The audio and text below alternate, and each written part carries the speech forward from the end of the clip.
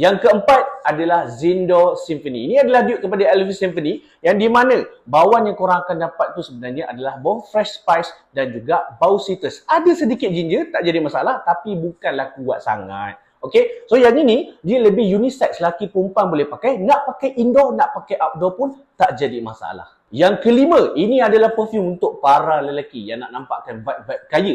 Okay, so yang ini adalah Zindo Vagabond. Dia adalah dupe kepada Ombre Nomad. Yang di mana bauan yang korang akan dapat tu adalah bauan woody.